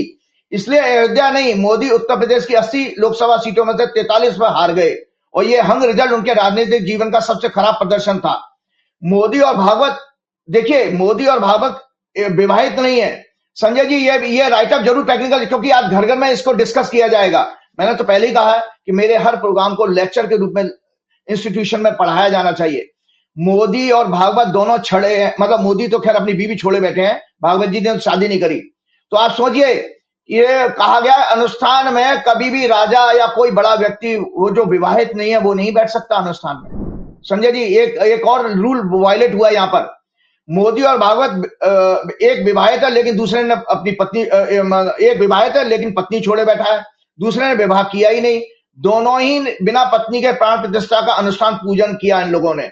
मोहन भागवत को सनातन धर्म संस्कृति का कितना ज्ञान और सम्मान है, इस बात से पता चलता है कि बिना धोती कुर्ता के सनातन धर्म की जो वेशभूषा है संजय जी, मोहन भागवत ने जैकेट पहन के, काली जैकेट पहन करके पूजा की थी। मैंने अपने 7 जून के, मतलब आपके जनवरी 2024 के प्रोग्राम में भी इस बात को पॉइंट आउट किया था कि मोहन भागवत ने काली जैकेट पहन के की थी, और मोदी जी बड़े अनकंफर्टेबल होते। मोदी तो चमकदार कुर्ता धोती पहन के गए थे, और भागवत जो है बिल्कुल ट्रेन में सफर करने वाले डेली पैसेंजर की तरह से ड्रेस पहन के चले गए। आपको पता है जो ट्रेन में डेली पैसेंजर सर्दियों में जाते हैं ना, वो मोटी मोटी जैकेट पहन के, भागवत जी इस वेशभूषा में पूजा कर रहे थे, बिना कुर्ता धोती, भारतीय परंपरा वाली वेशभूषा के, और काली आम आदमी वाली जैकेट पहनकर पूजा में बैठ गए। याद रहे, सनातन धर्म शास्त्रों के अनुसार विवाहित होने पर पत्नी के साथ ही कोई अनुष्ठान पूजन संपन्न किया जाता है और सफल होता है। रामायण काल में राम सेतु के निर्माण से पहले स्वयं प्रभु श्री राम ने अनुष्ठान किया था। तब उन्होंने सीता जी की प्रतिमा बनाकर पूजन किया था। जब सीता जी चोरी हो गई थी तब भी संजय जी, उस समय राम जी ने उनकी मूर्ति बना करके अनुष्ठान किया था, जब राम सेतु बनाया जा रहा था। तो इतना भगवान राम ने तो, और ये राम के नकली भक्त जो इतना इनको ज्ञान नहीं था।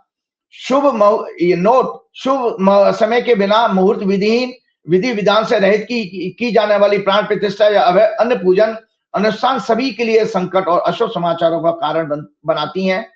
यदि प्राण प्रतिष्ठा त्रुटिपूर्ण हो, यहाँ पर उस समय मंदिर पर धर्म की ध्वजा की स्थापना नहीं हुई थी, तो उस प्रतिमा में देवत्व पूर्ण रूप से नहीं आता।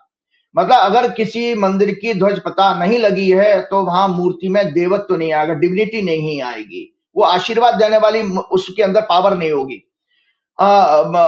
और ऐसी मूर्ति केवल आकर्षण का केंद्र तो बन सकती है, लेकिन भक्तों की मनोकामना में या संकट पूर्ण करने में, दूर करने में पावरफुल नहीं होती। भगवान ने देखो गीता में कहा भी है, जो गीता के एक श्लोक के साथ में ये गीता है, जरूर आपके, भगवान ने कहा चैप्टर 16 के श्लोक 5 में कहा कि जो मनुष्य शास्त्र विधि से रहित केवल मन कल्पित घोर तप को करते हैं तथा दम्भ अहंकार से युक्त कामना और आसक्ति और बल के अभिमान से भी युक्त हैं, ऐसे अज्ञानी असुर प्रवृत्ति के लोग होते हैं। दूसरा भगवान श्लोक 13 श्लोक में कहते हैं, शास्त्र विधि से हीन, अन्न दान से रहित, बिना मंत्रों के, बिना दक्षिणा के, बिना श्रद्धा के साथ किए जाने वाले यज्ञ को तामसी यज्ञ कहा जाता है। 18वें श्लोक में कहते हैं, जो तप सत्कार मान पूजा के लिए तथा अन्य किसी स्वार्थ के लिए, स्वभाव या पाखंड के लिए किया जाता है, वह अनिश्चित एवं क्षणिक फल देने वाला होता है। ये भगवान ने इसमें ये कहा है। अब आपको एक बता रहा हूं कि उसके बाद क्या क्या हुआ संजय जी। 200 करोड़ की चोरी नहीं, आप खुद चिंतन करें, आप सब भक्त हैं जो मेरे प्रोग्राम को देख रहे हैं, ये राइटअप है संजय जी, इसको देखिएगा।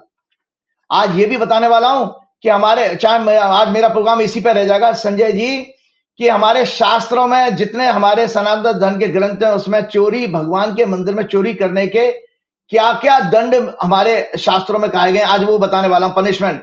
बेशक इनको अभी योगी जी SIT बना करके लीपा पोती कर लें, दंड ना मिले, किसी चोर का नाम ही ना पाए, लेकिन भगवान की निगाह में क्या दंड मिलने वाले हैं। और इतना ही नहीं, उनको भी मिलेंगे जो उनका समर्थन कर रहे हैं, जो उनको वोट देने जाते हैं, उनको भी मिलेंगे, जो अंधभक्त इनको सपोर्ट कर रहे हैं उनको भी, क्योंकि हमारे कानून के अनुसार ये कहा जाता है कि क्राइम करने वाले को सपोर्ट करने वाला को भी क्रिमिनल माना जाता है, उसको भी उतनी ही सजा मिलती है।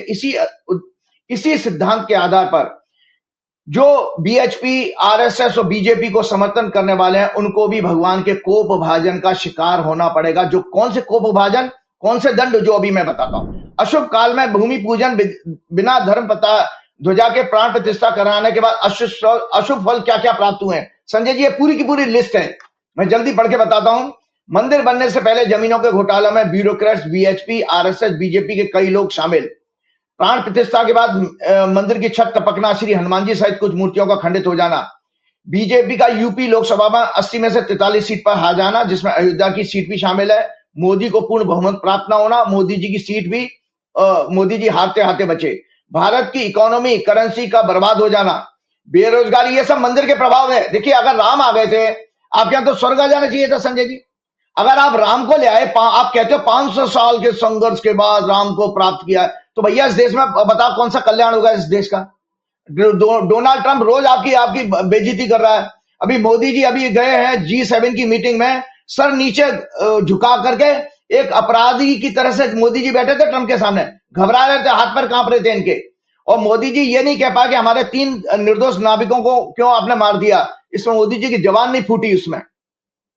तो भारत की इकोनॉमी, करेंसी का बर्बाद हो जाना, बेरोजगारी, महंगाई चरम सीमा पर, पेपर लीक और शिक्षा में करप्शन, हेल्थ सेक्टर में करप्शन, प्रत्येक गवर्नमेंट ऑफिस में छोटे से बड़े लेवल तक करप्शन बढ़ जाना, महिलाओं पर अत्याचार, sex abuse, sex crime, rapes के केसेस बढ़ जाना, महिला पहलवान खिलाड़ियों को भी आपने नहीं छोड़ा, डंडे पुलिस से पड़वा दिए, देश की सोशल हार्मनी बर्बाद हो जाना, दलितों, गरीबों, मजदूरों, किसानों, आदिवासियों का शोषण, उनकी जमीनों पर कब्जा कर लेना, प्राकृतिक संपदा का बर्बाद हो जाना, जंगलों को काटना, पुलिस और इन्वेस्टिगेशन एजेंसीज का निर्दोष पत्रकारों, सोशल मीडिया प्लेटफॉर्म पर अत्याचार, 4 PM सहित आम जनता के fundamental rights, freedom of faith, religion, freedom of speech and expression और जस्टिस का कमजोर कर देना, ये सब राम मंदिर बनने के बाद के प्रभाव है। डेमोक्रेसी का और डेमोक्रेटिक इंस्टीट्यूशन का खत्म हो जाना या कमजोर हो जाना, डिप्लोमेसी, सॉवरेनिटी का बेहद कमजोर होना, कि हमारे को डोनाल्ड ट्रंप कह रहा है कि यहां से तेल खरीदोगे, वहां से नहीं खरीदोगे, बेहद कमजोर हो जाना, देश की छवि विदेशों में कमजोर होना, यूएसए डोनाल्ड ट्रंप द्वारा लगातार भारतवासियों का और मोदी का भी अपमान करना, नागरिकों को बेड़ियों हथकड़ियों में वापस भेजना मिलिट्री प्लेन से, भारत को नरक का गड्ढा है ये कहना, भारत की इकोनॉमी को डेड इकोनॉमी कहना, भारत दो तानाशाह चीन और रशिया के साथ सोता है, मोदी इजराइल के सामने अपनी टांगें खोल देते हैं, इस तरह के बयान अमेरिका से आते हैं। भारत पर टैरिफ लगाना, $100 बिलियन का ट्रेड फोर्स करना, क्या आपको जबरदस्ती व्यापार करना पड़ेगा, वेनेजुएला से घटिया और महंगा तेल खरीदना, रशिया ईरान से अच्छी क्वालिटी का और चीप ऑयल खरीदने से मना कर देना, एप्स्टीन सेक्स स्कैंडल में मोदी और उसके मिनिस्टर्स का नाम आ जाना, यूएस की संसद में एक रिपोर्ट सबमिट होना जिसमें कहा गया कि 2025 में ऑपरेशन सिंदूर में पाकिस्तान भारत से मिलिट्री कॉन्फ्लिक्ट जीता और उसने भारत के 5 या 7 फाइटर जेट्स गिरा दिए थे। भारत को सीज फायर करने के लिए फोर्स करना यूएसए द्वारा, डोनाल्ड ट्रंप द्वारा, यूएस की संसद में आरएसएस को बैन करने की रिपोर्ट पेश करना, एक रिपोर्ट पेश हो चुकी है आरएसएस के ऊपर, पहलगाम में आतंकवादी हमला और उसमें निर्दोष टूरिस्ट की निर्मम हत्याएं, किसानों और छात्रों के सुसाइड के केसेस बढ़ जाना, ये सब आपके राम मंदिर बनने के बाद की घटनाएं आज आपको बता रहा हूं। सनातन धर्म, ये अब आप लोगों के सबके लिए चिंता का विषय है, ये ध्यान रखिएगा। सनातन धर्म के अनुसार संजय जी, अब आपके लिए इंटरेस्ट का सब्जेक्ट आ गया, एसआईटी और पुलिस योगी जी की दंड देना दे, लेकिन भगवान ने शास्त्रों में लिखा है कि मैंने पूरी इसकी तैयारी की है कि मुझे पता है कि किस लेवल के लोग देख रहे हैं मेरे प्रोग्राम को। सनातन धर्म के अनुसार मंदिर या अन्य दैवीय संपत्ति चोरी करने पर काल द्वारा क्या दंड मिलता है, ध्यान से सुनिएगा, एक एक पॉइंट धीरे धीरे बोलूंगा। सनातन धर्म ग्रंथों शास्त्रों में मंदिर या देवालय से संबंधित अन्य दैवीय संपदाओं जिसमें भूमि, गोल्ड एक्सेट्रा की चोरी कब्जा करना अत्यंत गंभीर अपराध माना गया है। और किस पुराण में है, दर्शक खुद जाकर पढ़ सकते, गरुड़ पुराण, स्कंद पुराण आदि में ऐसे पाप करने वालों को नरक की यातनाएं और अगले जन्म में दंड वर्णित है। यमराज यानी काल के स्वामी द्वारा इनको विस्तार से बताया गया, यमराज खुद बताते हैं इन दंडों को। दूसरों की संपत्ति, धन, पत्नी, बच्चे हड़पने या चुराने वालों को रस्सियों से बांधकर अंधेरे में कोड़े मारे जाते हैं, भूख प्यास से तड़पाया जाता है। ये यमराज कह रहे हैं, ये याद रखो अंधभक्तों, तुम्हारे को भी यही सजा मिलने वाली है।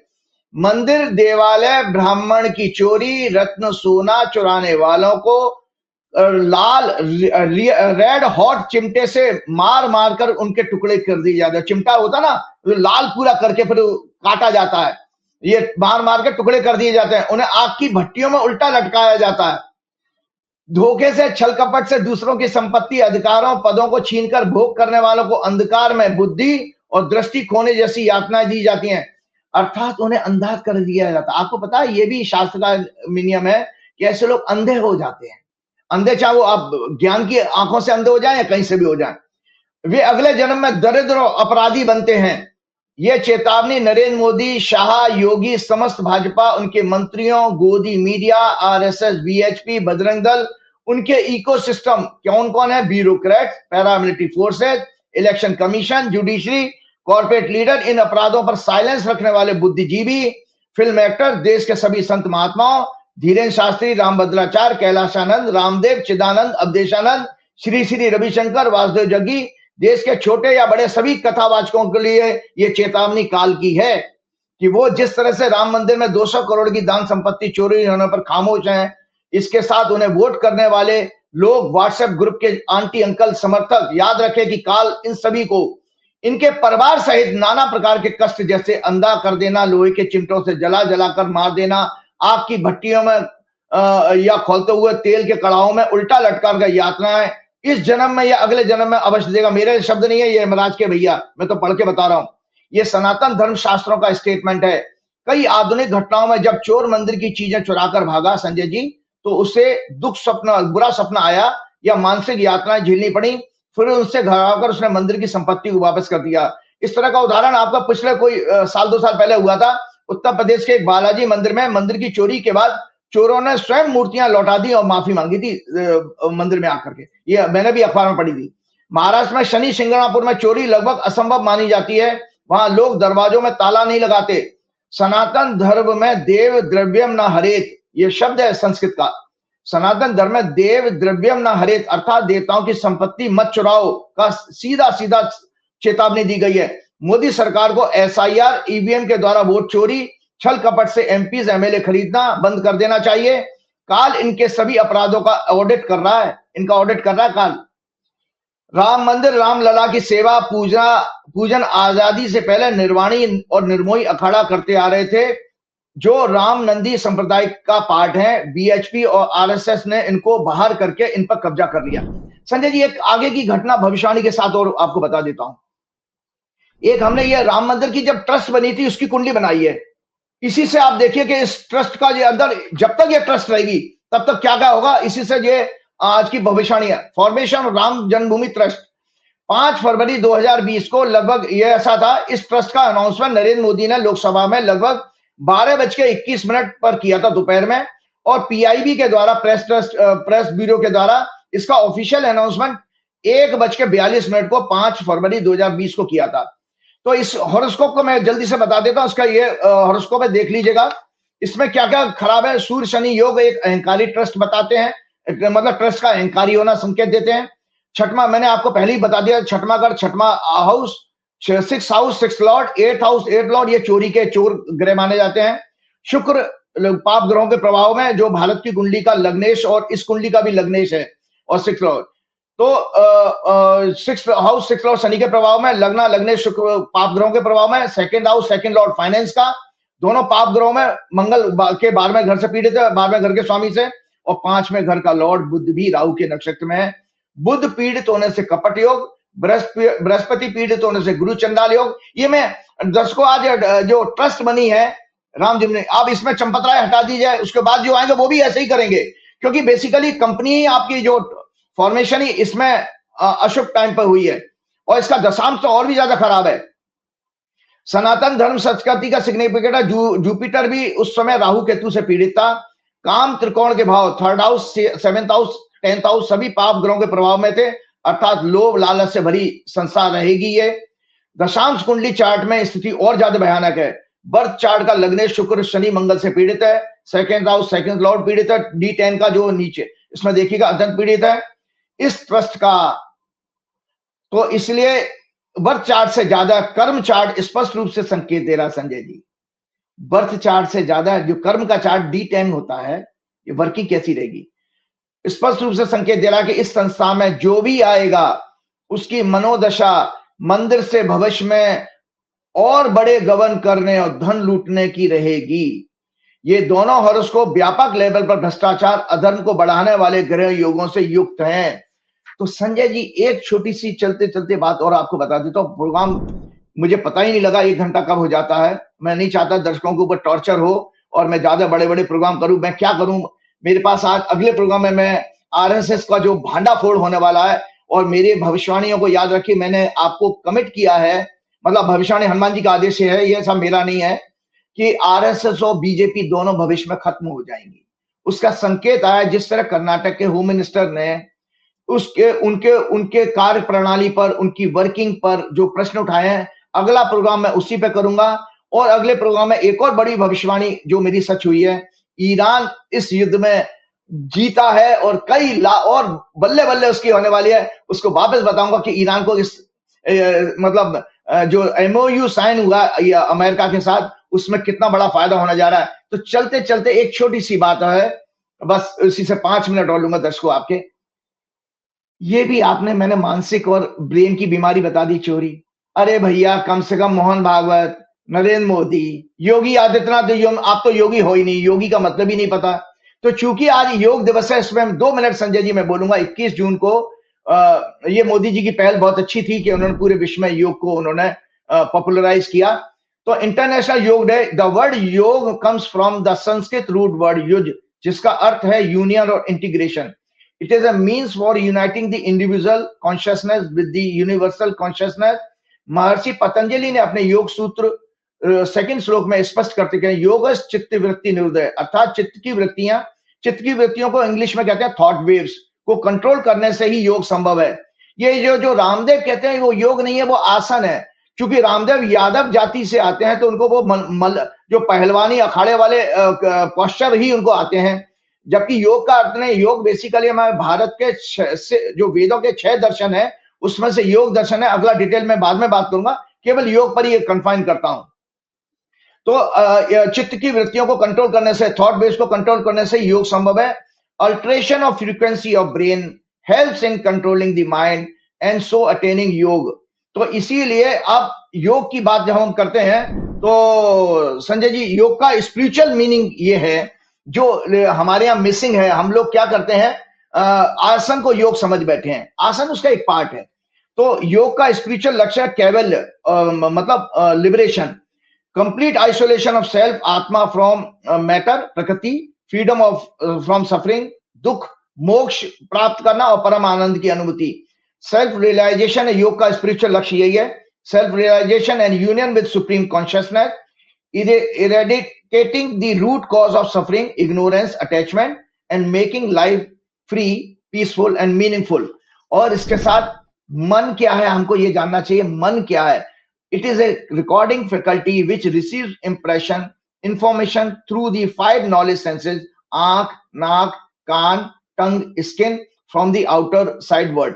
मन कोई ऑर्गन नहीं है, ये इंफॉर्मेशन इन 5 ज्ञानेंद्रियों से जो प्राप्त करता है उसी से हमारे थॉट वे बनते हैं। बुद्धि क्या है, द डिस्क्रिमिनेटिंग फैकल्टी, लॉजिक और reasoning which classify the impression, information of mind and accordingly reacts to them. Frontal lobe हमारा ये होता है। अहंकार क्या है, ego sense which claims these impressions for its own and store them up as individual knowledge. So चित्त क्या बनता है, चित्त बनता है 3 कॉन्स्टिट्यूएंट्स हैं चित्त के, मन, बुद्धि, अहंकार। इसीलिए महर्षि पतंजलि योग सूत्र के 3rd श्लोक में कहते हैं, तदा दृष्टु स्वरूपे अवस्थानम, अर्थात चित्त की वृत्तियों, थॉट वेव्स और एजिटेशंस को कंट्रोल करने के बाद ही आप अपने स्वरूप को पाना संभव है, सेल्फ को रियलाइजेशन। तो इंपॉर्टेंस ऑफ अष्टांग योग की बात करते हैं। महर्षि ने 8 स्टेप सुप्रीम सिस्टम के द्वारा वेरियस रूल्स एंड प्रैक्टिस को ऑब्जर्व करने के लिए कहा, तभी mind different types of impulse impurity से फ्री हो पाएगा। ये मन बार बार चित्त क्यों डिस्टर्ब होता है कि जब तक आपका करेक्टर नहीं होगा, यम नहीं होगा, नियम होगा, तो आप कभी भी योग की तरफ जा ही नहीं सकते हैं। तो जल्दी से संजय जी, क्योंकि आज के राजनीतिक पॉलिटिकल संदर्भ में पहले राम मंदिर की चोरी में इसका इंपॉर्टेंस है, इसलिए मैं थोड़ा सा ज्यादा समय ले रहा हूं। The sole purpose of spiritual discipline is knowledge of Atman. It doesn't have to be sought. It is already within us. यम, सत्य, यम क्या है, यम के 5 प्राण, सत्य, अहिंसा, अस्तेय, चोरी ना करना। यहां पर भी चोरी ना करना यम का नियम है। आप चोरी कर रहे हैं, आप राम मंदिर में चोरी कर रहे हैं, आप एमएलए एमपीज की चोरी कर रहे हैं, आप वोट की चोरी कर रहे हैं एसआईआर के द्वारा, आप जो है क्या नाम है, ईवीएम को मैनिपुलेट कर रहे हैं, जजमेंट में गलत जजमेंट देकर चोरी कर रहे हैं। तो आप बताइए फिर कैसे योग होगा। आप बेशक आप आसन कल टीवी चैनल पे आज दिखाते रहिए, उसका कोई फायदा नहीं है, आपका व्यक्तित्व तो नहीं बदल रहा। तो सत्य, अहिंसा, अस्तेय, चोरी न करना, ब्रह्मचर्य, सिलिबेसी, अपरिग्रह, non पॉजेसिवनेस, ethical restraints, it paves the way to increase the power of concentration, mental purity and steadiness। देशवासी चिंतन करें, क्या फायदा है योग दिवस मनाने का, जब इस देश के पीएम मोदी, भाजपा, समस्त मिनिस्टर, ब्यूरोक्रेट्स, कॉर्पोरेट लीडर्स, गोदी मीडिया, फिल्म एक्टर, ढोंगी, फर्जी संत महात्मा, बाबा रामदेव 2014 से वर्तमान सरकार द्वारा महर्षि पतंजलि के पहले इथिकल रेस्ट्रेंट्स को ही पालन करने न करके अपमान कर रहे हैं। सत्य के विपरीत झूठ, पाखंड, फेक नैरेटिव, फॉल्स न्यूज फैलाकर, अहिंसा के विपरीत समाज में भेदभाव, हिंसा फैलाकर, हेट स्पीच के द्वारा, चोरी ना करना, एसआईआर, ईवीएम के द्वारा वोट चोरी, करप्शन, राम मंदिर के चंदे के 200 करोड़ की चोरी, दूसरे विपक्षी दलों के एमपीज को खरीदना, एमएलए को खरीदना, चोरी करना, ब्रह्मचर्य के विपरीत मोदी द्वारा अनेक मंत्रियों, जजेस के द्वारा विदेश यात्राएं करना, रोड शोज करना, अपरिग्रह के विपरीत करप्शन के द्वारा सभी ने देश को जमकर लूटना जारी रखा हुआ है। तो संजय जी, नियम क्या है, पर्सनल ऑब्जर्वेंस है, शौच, क्लीननेस, सफाई, शुद्धता, संतोष, कंटेंटमेंट, तब ऑस्टेरिटी, स्वाध्याय, self study, surrender to the ईश्वर। यहाँ पर भी RSS, VHP, Modi, Shah, Yogi, BJP, उनके मंत्रियों, उनके इकोसिस्टम के मन गंदे हैं जो अयोध्या में चंदे की लूट पर खामोश हैं। सेल्फ स्टडी के नाम पर इनका आईटी सेल, गोदी मीडिया, व्हाट्सएप यूनिवर्सिटी का सहारा लेकर फेक नैरेटिव प्रोपेगेंडा में व्यस्त है। आसन यह संस्कृत की अस धातु से बना है जिसका अर्थ है बैठना, comfortable posture. It prepares the body स्थिर सुखमासनम, ये संस्कृत का श्लोक है कि आप किसी पोस्चर में अगर आराम से बैठ सकते हैं, यही आसन है। इसीलिए डिफरेंट हमारे जानवरों के कंफर्टेबल पोस्चर को लेकर के हमारे आसनों के नाम रखे गए हैं। Pranayama, it is the science of regulating and gaining control over the prana और ब्रेथ और लाइफ फोर्स और मेंटेनिंग। और इसके बाद प्रत्याहार, पांचवा स्टेप है withdrawal of the senses from their objects by developing introspection. It helps in controlling of thoughts process and helps in the meditation. छठवां है धारणा, concentration, fixing of the mind on the point. ध्यान, sustained concentration is called meditation. लगातार एक ही meditation state में रहते हैं तो ध्यान हो गया। समाधि, absorption, longer period of meditation leading to the thoughtlessness, which is called turiya avastha, enlightenment. Yeah, starting from the waking state beta, meditation begins at alpha frequencies, deepens in the theta, and advanced stages reaches samadhi. तो संजय जी, अब इसके साथ भगवान कृष्ण के दो संदेश के साथ मैं आज प्रोग्राम सुना रहा हूं। दर्शकों माफी चाहता हूं, मेरा काम ये रहता है कि एक हफ्ते में एक दिन आता हूं कि कुछ आपके साथ नई चीजें जान के लेगा। तो संजय जी, योग आज आप भी इस कि भगवान कृष्ण के दो संदेश समझ लीजिएगा। आप भी थोड़ा सा स्ट्रेस ले रहे हैं तो भगवान के ये गीता के चैप्टर 6 में भगवान ने योग के ऊपर भी बात करी है। चैप्टर 6 में जरूर पढ़िएगा जब भी समय मिलेगा। ये वाली गीता जो है हिंदी, इंग्लिश और संस्कृत तीनों में है। तो भगवान चैप्टर 16 में कहते हैं, हे अर्जुन, चैप्टर 6 के श्लोक नंबर 16 में, हे Arjun, this yoga is neither for him who overeats, जो जरूरत से ज्यादा खाता है, nor for him who observe complete fast, जो जरूरत से ज्यादा व्रत रखते हैं उनके लिए भी योग संभव नहीं है। भगवान मना कर रहे हैं कि बेकार तुम मेरे लिए उपवास व्रत रखते रहते हो, फिर महिलाओं को माइग्रेन प्रेन हो जाता है और पछाड़ खा के बेहोश होकर गिर जाती हैं। इनसे भगवान प्रसन्न नहीं हो रहे हैं। भगवान की बात सुन लीजिए, this yoga is neither for him who overeats nor for him who observe complete fast, it is neither for him who is giving too much sleep, जो जरूरत से ज्यादा सोता है, nor even for him who is ceaselessly awake, जो जरूरत से ज्यादा जागता रहता है। और आखिरी वर्क लाइफ बैलेंस का, संजय जी, ये आपको, मुझे, सबको तनाव कम करने के लिए भगवान ने बहुत सुंदर मंत्र दिया है। तो वो कहते हैं, योग विच रिड्स वन ऑफ, वो डीप सफरिंग से जो बचाता है, is accomplished only for by him who is regulated in diet, जो अपनी नियमित डाइट को रेगुलेट कर रखता है, रिक्रिएशन, अपने मनोरंजन को भी रेगुलेट रखता है, और रेगुलेटेड इन परफॉर्मिंग एक्शन, अपने कार्य को भी रेगुलेटेड रखता है। जरूरत से 8 घंटे से ज्यादा वर्किंग कर नहीं सकते हैं। एंड रेगुलेटेड इन स्लीप, और उसकी रेगुलेटेड स्लीप होती है 6-7 घंटे की। एंड वेकफुलनेस, और वो जागने का भी रहता है। तो इसीलिए भगवान ने कहा, देखिए भगवान एक मन को, देखिए मेडिटेशन की हम बात करते हैं ना, एक श्लोक और है बस, वो श्लोक भगवान ने चैप्टर जो है 35 है, mind is restless no doubt and difficult to curb Arjun, but it can be brought under control by repeated practice of meditation and by controlling his passion और डिजायर। अपनी इच्छाओं को, अपनी कामनाओं को रेगुलेट रखिए और मेडिटेशन करिए तो मन को कंट्रोल कर सकता है। यही सॉल्यूशन भगवान ने 35वें श्लोक में चैप्टर 6 के बताया। इसी के साथ हनुमान जी की प्रार्थना करते हुए अगले प्रोग्राम में मैं आरएसएस का खुलासा करूंगा और ईरान की भविष्यवाणी के साथ और अन्य नई जानकारी के। श्री गुरु चरण सरोज रज निज मन मुकुर सुधार, वर्ण रघुवर विमल जसु जो दायक फल चार, बुद्धिहीन तनु जान के सुमरो पवन कुमार, बल बुद्धि विद्या देव मोह हरऊ कलेश विकार। जय श्री राम, जय हनुमान। बहुत शुक्रिया राजीव जी, बहुत शुक्रिया। ये तो राजीव नारायण जी पूरी बातचीत आपने सुनी। आप सोचो, मंदिर में चोरी, चंदा चोरी, और ये राम भक्त कहते हैं, ये राम की बात करते हैं। राजीव जी ने तो बता दिया है कि आरएसएस और बीजेपी का बिल्कुल अंतहीन निकट है। इतनी चंदा चोरी के बाद भगवान क्या माफ करेंगे? आप क्या सोचते हैं? बताइएगा जरूर। शुक्रिया, थैंक यू।